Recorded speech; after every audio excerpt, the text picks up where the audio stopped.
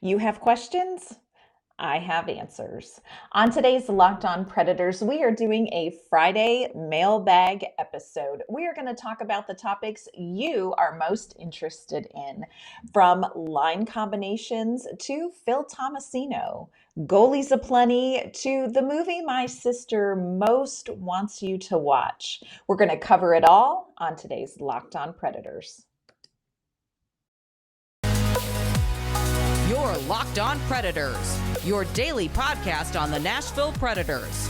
Part of the Locked On Podcast Network, your team every day.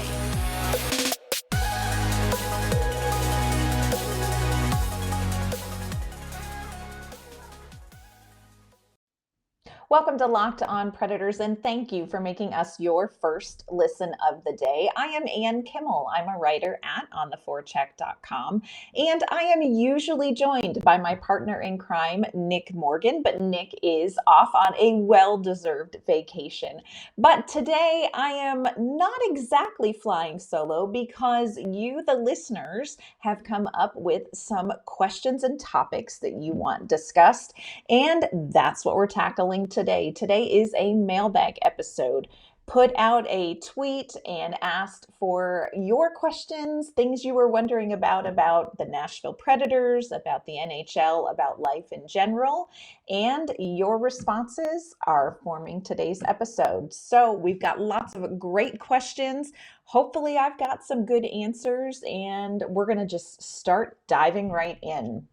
So the first question comes from J.W. Hood, and I think this is a question on a number of people's minds. So thank you for giving voice to this.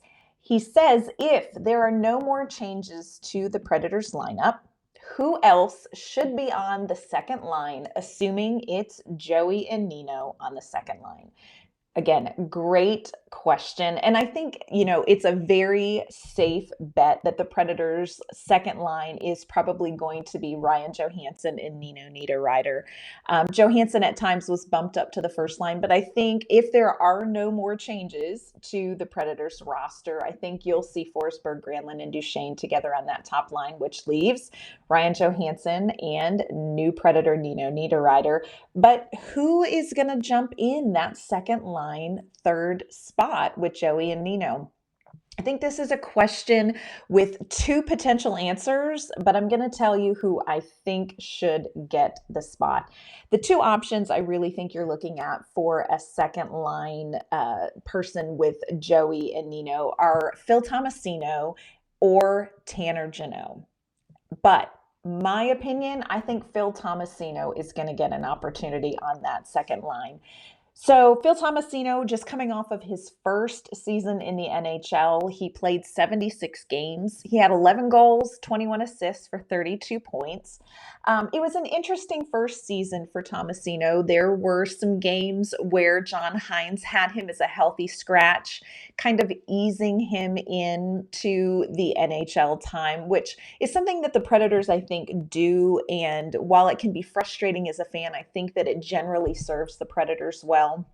Phil Thomasino, look, he is only 20 years old, which is really young for this kind of responsibility and, one season under his belt. But I do think that Thomasino may be ready to hop up to that second line, especially at the beginning of the season, just to see what he can do. Last season, his average time on ice was about 11 and a half minutes. He spent most of the time on the fourth line. Every so often, he would get bumped up to the second line for a little bit here and there towards the end of the season. But when you look at Phil Thomasino's season last year, I think that you can look at where he was to begin with and where he finished, and you can definitely see improvement in a number of areas of his game. I think you can tell that Thomasino definitely caught up to the pace of an NHL game.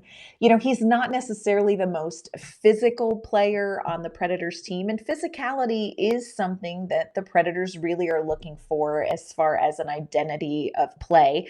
I'm not sure you're going to say that Thomasino is nearly as physical as Tanner Jeannot is, but I do think that you can look at Thomasino's game and you can say that by the end of the season, this is somebody who was more open to engaging physically, somebody who was better at maintaining puck possession under pressure, somebody who was more mindful defensively as the season went on. Just this is a young player with a tremendous amount of potential. And to be honest, as I look ahead towards training camp, he is probably one of the top 2 or 3 players that I am most excited to really study and watch in training camp. I think when you look at Thomasino and Tanner Jeannot, you have 2 great options. I would lean more towards Phil Thomasino because when you have Ryan Johansson and Nino Niederreiter together, you really have that element of physicality covered on that line. You know, Johansson and Niederreiter, they play a very similar style of hockey. It's just saucy hockey, as I like to call it. You know, they're a little bit chippy. They play with a little bit of swagger, a little bit of attitude, a lot of physicality. And so I think that there is some grace on that second line for a player like Phil Tomasino, who may not be as much of a physically dominant player. But when you've got Johansson and Niederreiter, they are kind of covering that. I think it's a good opportunity for Tomasino to step in and kind of get his feet under him with some more NHL minutes. And I do think that Thomasino has a good read of the game. I think that he can read the game and play the game at the pace that Ryan Johansson does. And, I think we saw some of that sometimes last season. So I feel really encouraged about his ability. Now, I will say this. Tanner Jeannot has earned more than what we classically think of as bottom 6 minutes. Tanner Jeannot is an incredible forward. He, was in Calder talks for a lot of last season. He was very productive offensively. I don't think anybody can question his contributions as far as the identity and style of play. But there is something about that herd line that you almost hate to mess with. This is an identity line. They have great chemistry. They provide outrageously great depth scoring. And while they're, kind of that quote unquote bottom 6 line, they really are such a force for the Nashville Predators. You almost don't want to mess with that.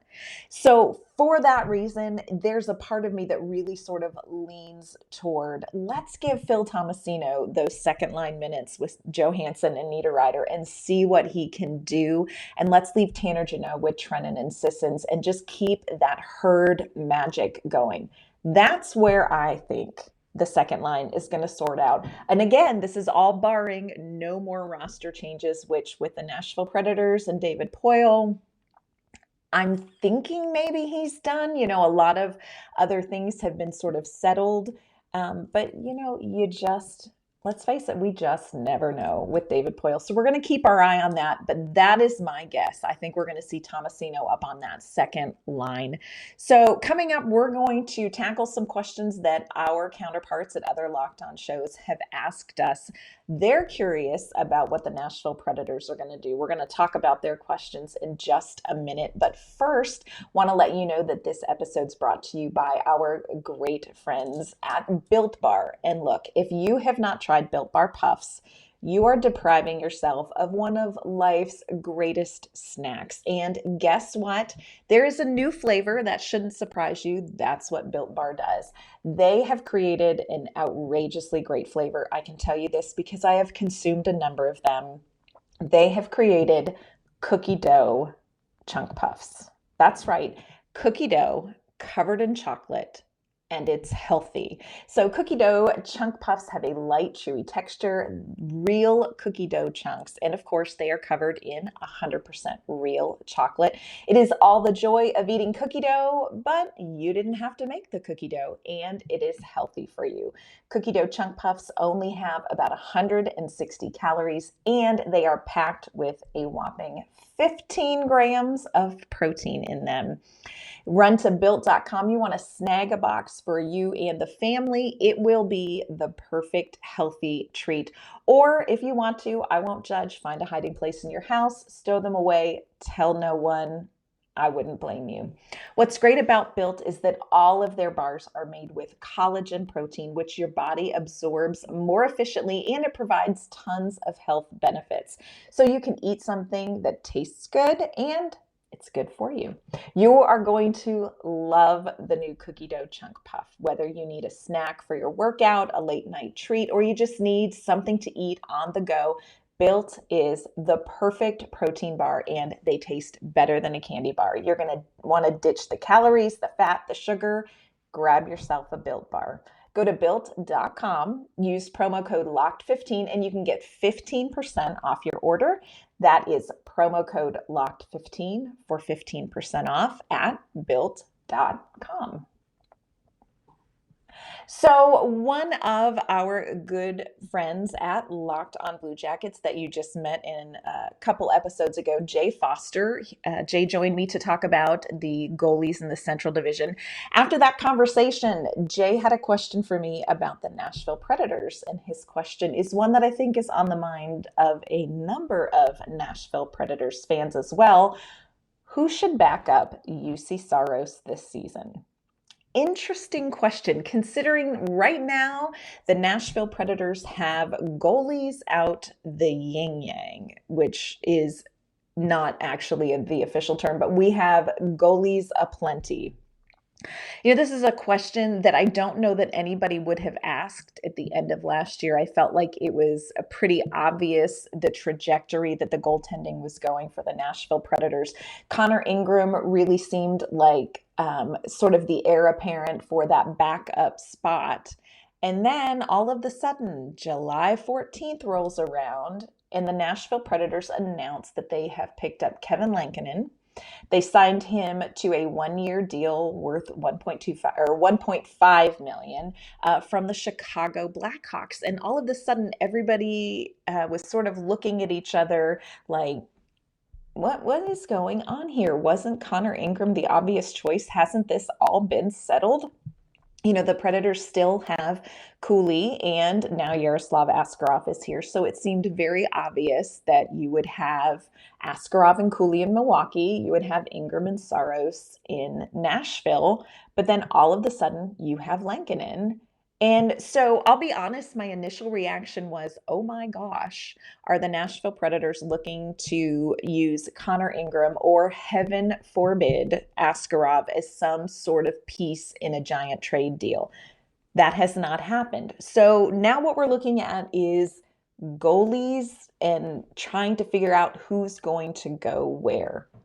So another issue that kind of complicates that situation right now is that the Nashville Predators don't have an ECHL affiliate right now. The Florida Everblades were with the Nashville Predators last season. That partnership is no longer together, and the Predators don't have an ECHL affiliate at this time. So you have 5 goalies for typically 4 spots with AHL and NHL spots. It's going to be very interesting to see what they do. Kind of wondered about this Lankinen signing, and so I kind of spent some time looking into that. Kevin Lankinen, relatively young goaltender. This is his second season in the NHL. This past season, he started 29 games for the Blackhawks, 8-15-6, 3.5 goals against average, 891 save percentage. So you look at the statistics and you're like, really? Like, $1.5 million. Okay. Now, go back to his rookie season with Chicago, and you're looking at some better statistics in 2020, 2021. He went 17-14-5. He had a 909 save percentage. Interestingly enough, he was third in saves in the league with almost 1,100 saves. He faced the third most shots against. And this is somebody who is in net, behind a team. And, I say this with love, but the Chicago Blackhawks, not so great.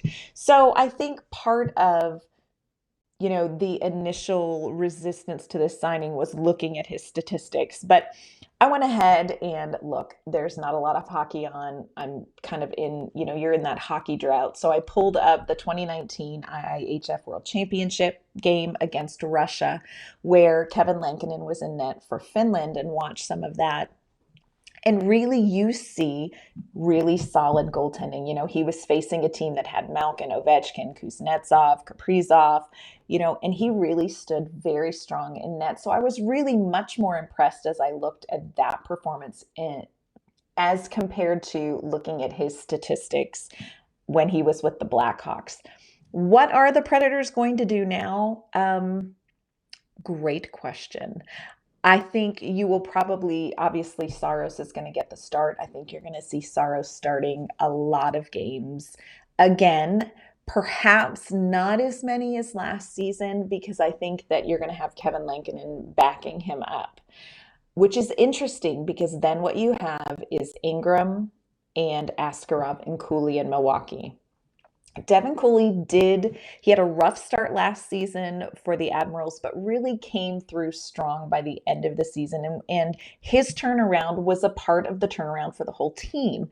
So I'm not sure how that's going to sort out. It will be interesting to see if the Nashville Predators pick up an ECHL affiliate. If they do that, who's going to go there? I think it's a safe bet that you're going to see Askarov in Milwaukee.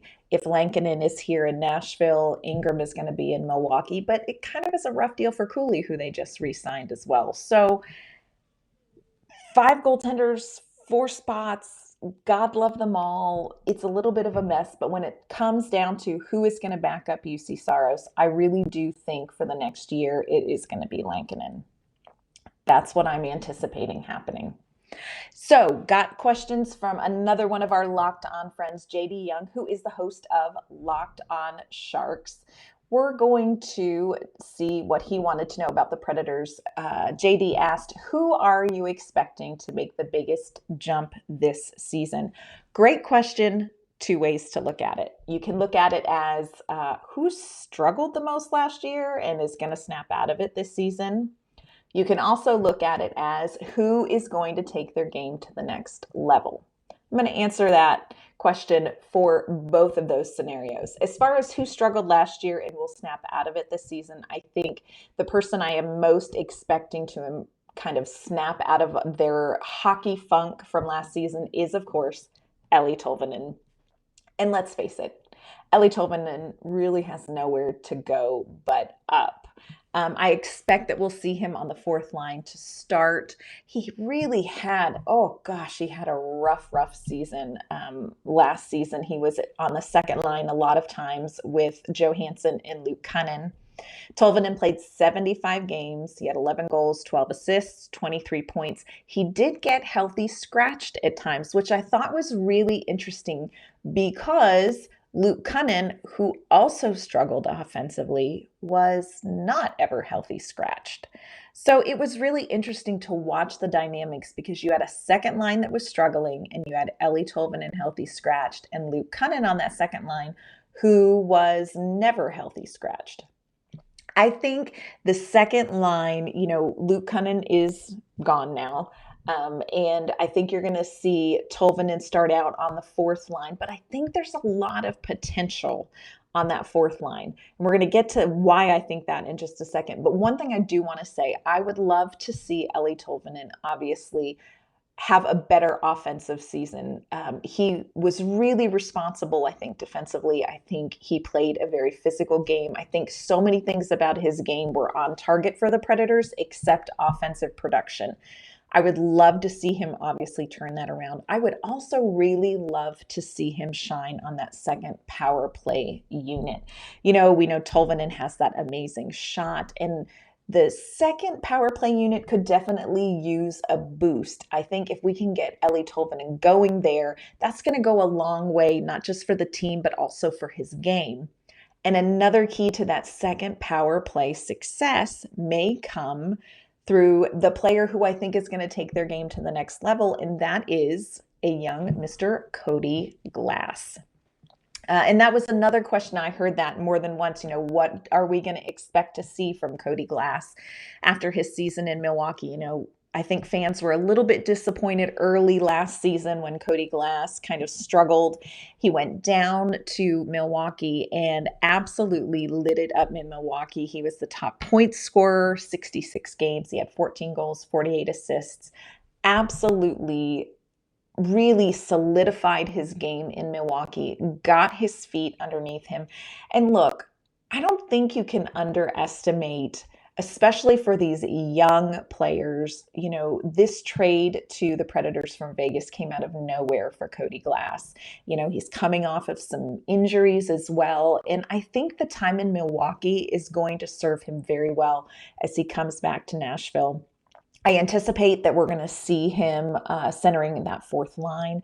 If you can get Cody Glass kind of chawing along on that fourth line, if you have Ellie Tolvanen on that line, those two could really help each other improve dramatically this season. And I would love to see that happen.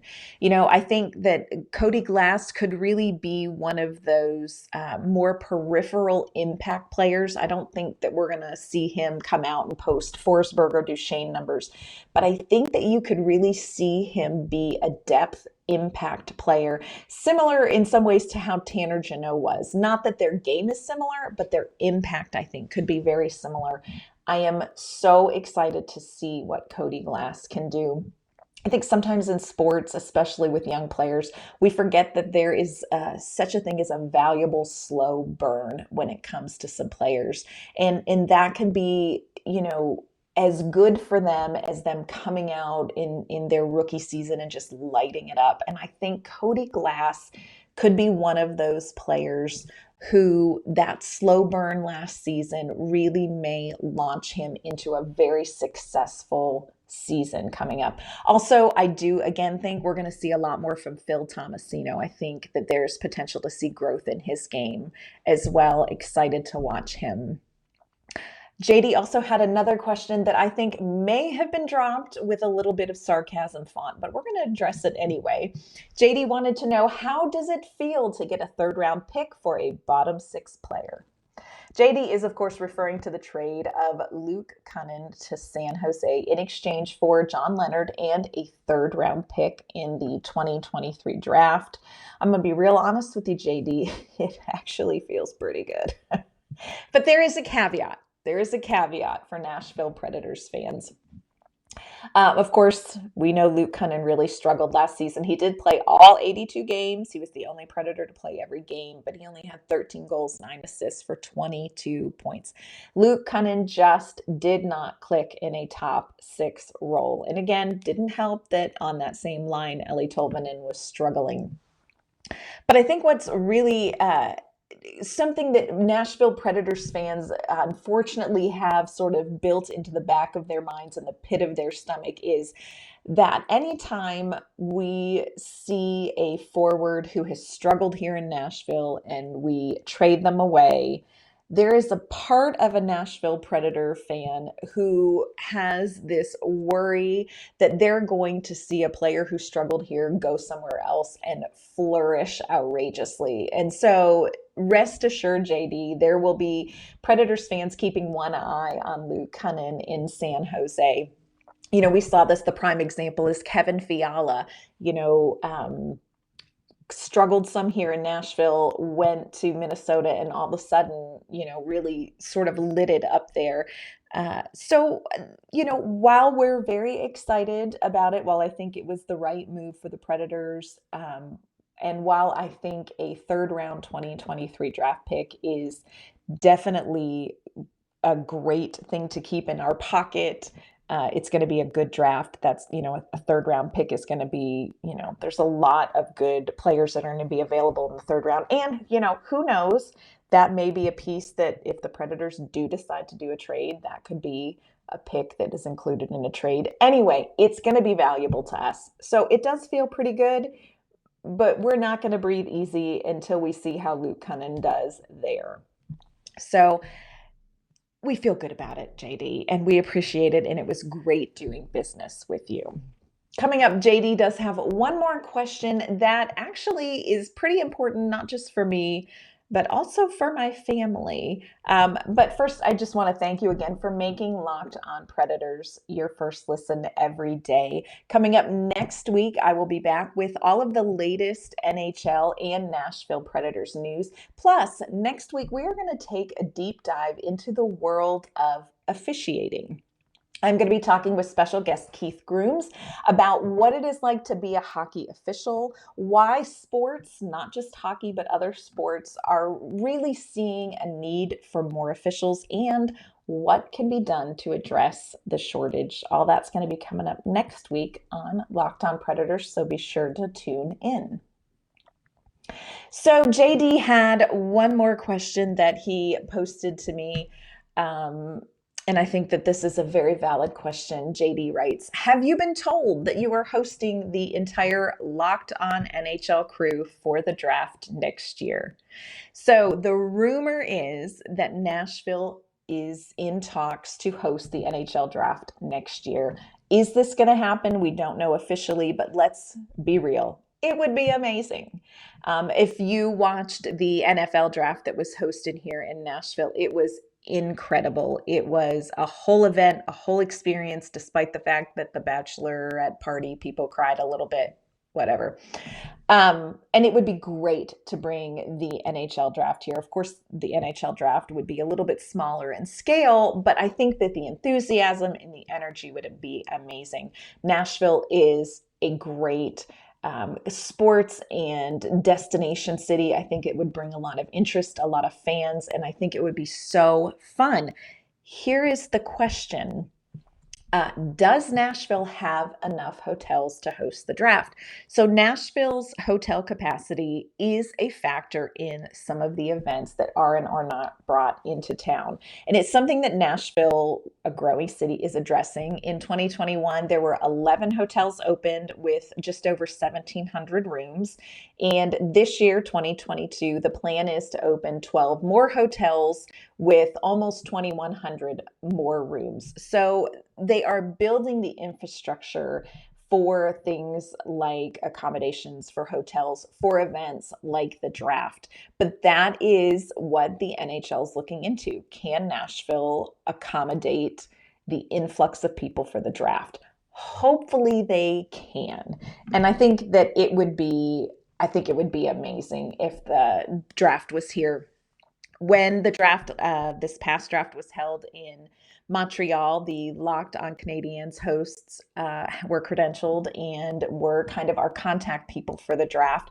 So Nick and I are secretly pulling for Nashville, Nashville, Nashville. And if that happens, JD and our Locked On family, you would all be welcome here. I would, of course, need to start probably now baking cookies and freezing them for you all. But I think it would be incredible if the Nashville Predators in the city of Nashville got to host the NHL draft. So we're going to keep our eye on that. We're going to hope and pray that Nashville has done enough to bring in yet again, another really cool event. I think they would do a phenomenal job just sort of turning it into an event. So here's hoping. And, if JD and Jay and all of our other Locked On friends want to come, y'all come on. We'll go out for some good barbecue. We'll take you out for some biscuits. We'll get some pie. We'll do all of the food things. If you're listening and you know the best barbecue place, I am open to recommendations for hosting the entire Locked On crew. So let me know where the best barbecue place is. All right, so I did open this up to any question. And unfortunately, my sister did reply, and I thought I would throw this question in. It is a non-hockey question. My sister Lisa writes, why has Harold and Maude remained obscure when it is a tremendous film?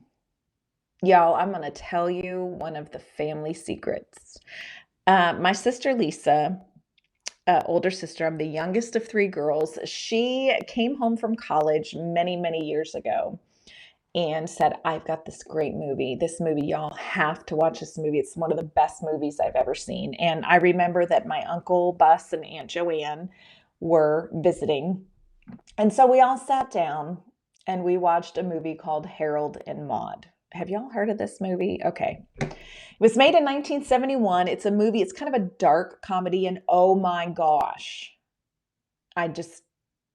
There aren't words, but I'm going to try. So this movie is about two people, Harold and Maude, as logic would have it. Harold is this rich young man. He's obsessed with death. He fakes his own death over and over again. He drives a hearse. He randomly shows up at strangers' funerals. Like, he's just weird. And at one of these funerals, he meets a woman, Maude, who's in her late 70s. And she's kind of this like weird and wacky, quirky individualist woman who just embraces life in all these weird and interesting ways. And so Harold and Maude form this friendship that eventually becomes a romance, which is in fact where the wheels come off the bus. And there's a whole bizarre ending. I'm not even going to explain it to you because you don't need that necessarily in your life. So we all sat down and watched this movie, and the movie ended. And literally, we were all like, what just happened? And of course, my sweet Aunt Joanne never says an unkind word to anybody. And she was so kind and so sweet. And she really tried to say nice things about this movie. But it has become a family joke that Lisa loves this film. It's one of her favorite films. And I just can't. I mean, he's young and it's, I can't even say.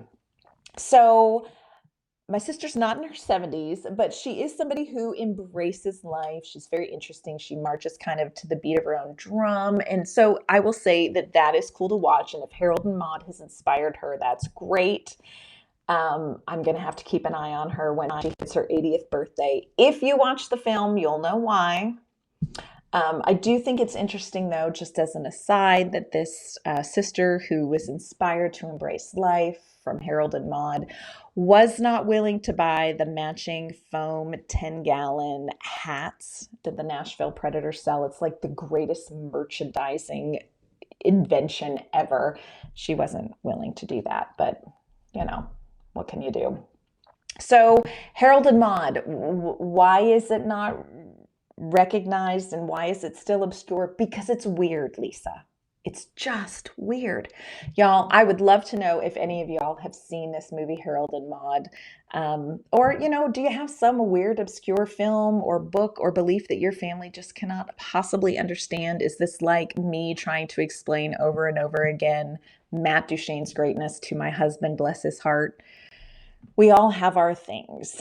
So, look, that's going to do it for today's mailbag episode of Locked On Predators. So, if you have a question about the Predators, about the NHL, or obscure movies that your family is embarrassed that you like, hey, let us know. Reach out to the podcast. You can find the podcast on Twitter at LO_Predators. You can find us on all podcasting platforms. And of course, we are on YouTube. Drop us a comment. Let us know your thoughts on the questions that we tackled today. You can find my work at ontheforecheck.com. And of course, you can find me on Twitter at AnnK_Mama on Ice. And again, you can find the podcast on Twitter at LO_Predators. We'd love to hear from you. I will be back next week with all new episodes. Hope that you all have a fantastic Friday and a great weekend. Look forward to seeing you later.